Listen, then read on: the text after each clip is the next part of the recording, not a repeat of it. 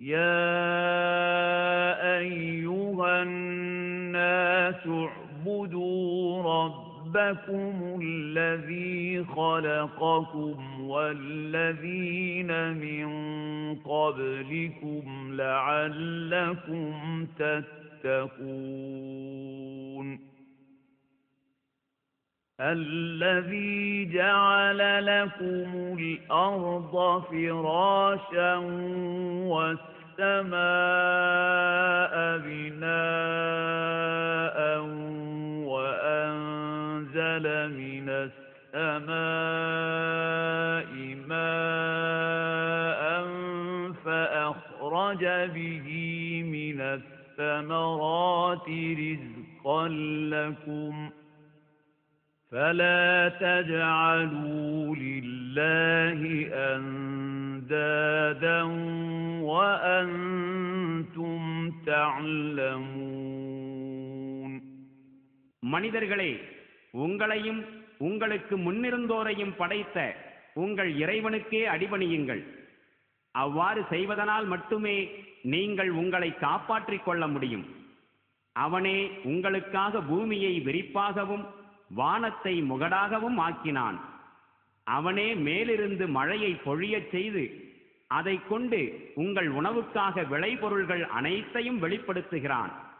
எனவே இவற்றையெல்லாம் நீங்கள் அறிந்திருந்தும் அல்லாஹுவிற்கு இணைகளை ஏற்படுத்தாதீர்கள். وَإِن كُنتُمْ فِي رَيْبٍ مِّمَّا نَزَّلْنَا عَلَى عَبْدِنَا فَأْتُوا بِسُورَةٍ مِّن مِّثْلِهِ وَادْعُوا شُهَدَاءَكُم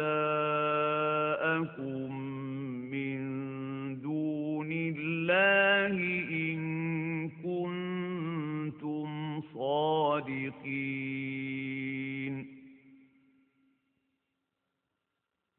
فَإِن لَّمْ تَفْعَلُوا وَلَن تَفْعَلُوا فَاتَّقُوا النَّارَ الَّتِي وَقُودُهَا النَّاسُ وَالْحِجَارَةُ أُعِدَّتْ لِلْكَافِرِينَ நாம் நம் அடியார் மீது இறக்கியுள்ள இவ்வேதத்தை பற்றி இது நம்மால் அருளப்பட்டதா இல்லையா எனும் சந்தேகத்தில் நீங்கள் இருப்பீர்களானால் இதை போன்ற ஒரே ஓர் அத்தியாயத்தை ஏனும் உருவாக்கி கொண்டு வாருங்கள். இதற்காக அல்லாஹுவை தவிர உங்களுக்கு துணை புரிபவர்கள் அனைவரையும் அழைத்துக் கொள்ளுங்கள். நீங்கள் உண்மையானவர்களாயிருப்பின் இதனை செய்து காட்டுங்கள். நீங்கள் அப்படி செய்யாவிட்டால் நிச்சயமாக உங்களால் ஒருபோதும் அவ்வாறு செய்ய முடியாது. மனிதர்களையும் கற்களையும் எரிபொருளாக கொண்டதும் சத்தியத்தை நிராகரிப்பவர்களுக்காக தயார் செய்யப்பட்டதுமான நரக நெருப்புக்கு அஞ்சுங்கள். وَبَشِّرِ الَّذِينَ آمَنُوا وَعَمِلُوا الصَّالِحَاتِ أَنَّ لَهُمْ جَنَّاتٍ تَجْرِي مِن تَحْتِهَا الْأَنْهَارُ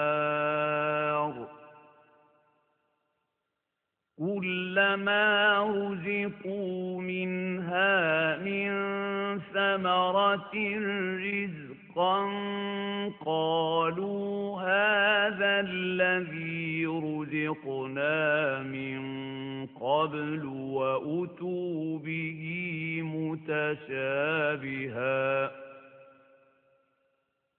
وَلَهُمْ فِيهَا أَزْوَاجٌ مُطَهَّرَةٌ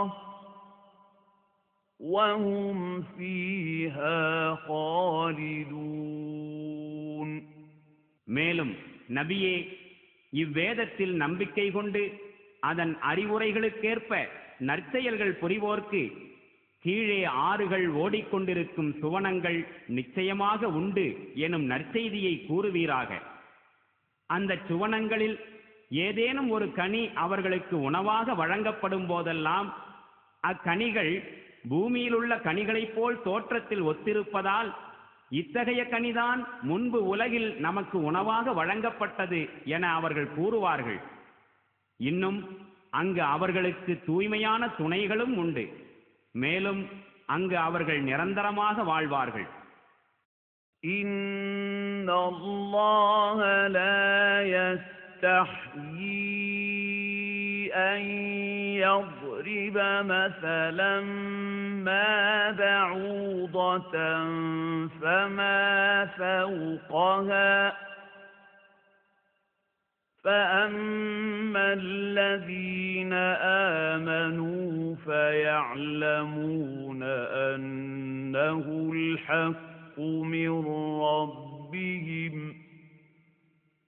وَأَمَّا الَّذِينَ كَفَرُوا فَيَقُولُونَ مَاذَا أَرَادَ اللَّهُ بِهَذَا مَثَلًا يُضِلُّ بِهِ كَثِيرًا وَيَهْدِي بِهِ كَثِيرًا وَمَا يُضِلُّ بِهِ إِلَّا الْفَاسِقِينَ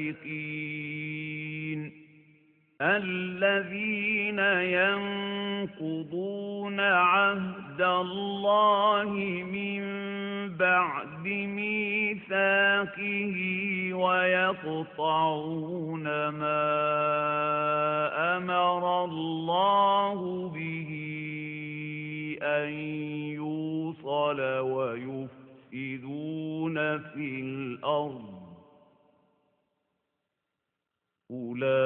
أولئك هم الخاسرون. நிச்சயமாக அல்லாஹ் கொசுவையோ அதைவிட அற்பமானதையோ உவமானமாக காட்டுவதற்கு வெட்கப்படுவதில்லை. நம்பிக்கை கொண்டவர்களோ நிச்சயமாக தம் இறைவனிடமிருந்து வந்த சத்தியமே இது என்று புரிந்து கொள்வார்கள். ஆனால் நிராகரிப்போரோ இத்தகைய அற்ப உதாரணங்களை கொண்டு அல்லாஹ் எதை நாடுகின்றான் என கூறுவார்கள். இவ்வாறாக ஒரே விஷயத்தை கொண்டு அல்லாஹ் பலரை வழிகேட்டில் ஆழ்த்துகின்றான். மேலும் அதனை கொண்டு பலருக்கு நேர்வழியும் காட்டுகின்றான். ஆனால் பாசிக்குகளான கீழ்ப்படியாதவர்களை தவிர வேறு எவரையும் இதனை கொண்டு அவன் வழிகேட்டில் ஆழ்த்துவதில்லை. அவர்கள் எத்தகையவர்கள் எனில், அல்லாஹுவுடன் உறுதியான உடன்பாடு செய்து கொண்ட பின்னர் அதை முறித்து விடுவார்கள். மேலும் எந்த உறவு முறைகள் இணைத்து வைக்கப்பட வேண்டும் என்று அல்லாஹ் கட்டளையிட்டுள்ளானோ அவற்றை துண்டிப்பார்கள். மேலும் பூமியில் குழப்பம் செய்து கொண்டு திரிவார்கள். உண்மையில் இத்தகையோரே இழப்புக்குரியவர்களாவர். كيف تكفرون بالله وكنتم أمواتا فأحياكم ثم يميتكم ثم يحييكم ثم إليه ترجعون.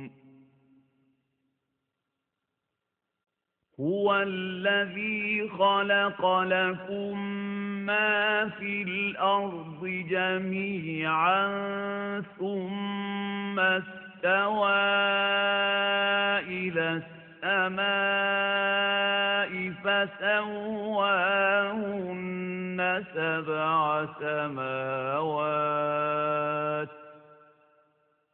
وهو بكل شيء عليم. அல்லாஹுவை நிராகரிக்கும் போக்கினை எவ்வாறு நீங்கள் மேற்கொள்கின்றீர்கள்? உண்மை யாதெனில் நீங்கள் உயிரற்றவர்களாயிருந்தீர்கள். அவனே உங்களுக்கு உயிரூட்டினான். பின்னர் அவனே உங்களை மரிக்கச் செய்வான். பின்னர் மீண்டும் அவனே உங்களுக்கு உயிர் கொடுப்பான். பின்னர் அவனிடமே நீங்கள் மீட்கப்படுவீர்கள். அவனே பூமியில் உள்ள அனைத்தையும் உங்களுக்காக படைத்தான். பின்னர் வானங்களை படைக்க கருதி அவற்றை 7 வானங்களாக அமைத்தான். மேலும் அவன் ஒவ்வொரு பொருளையும் நன்கறிந்தவனாக இருக்கின்றான். وَإِذْ قَالَ رَبُّكَ ربك للملائكة إني جاعل في الأرض خليفة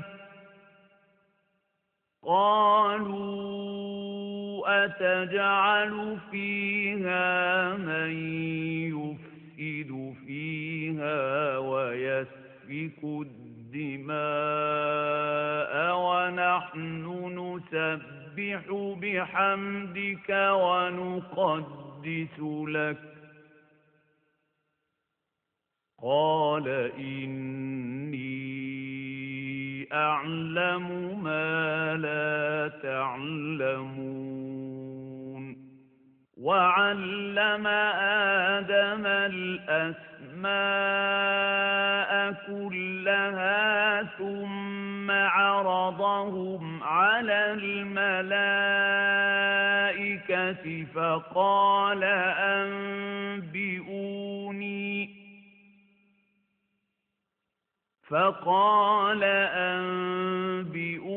أنبئوني بأسماء هؤلاء إن كنتم صادقين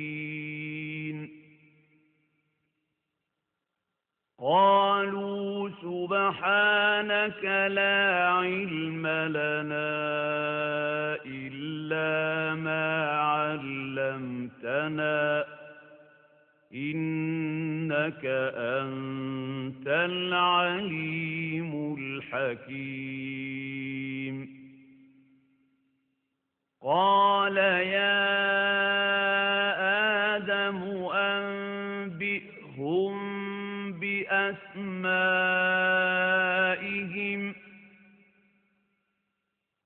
فلما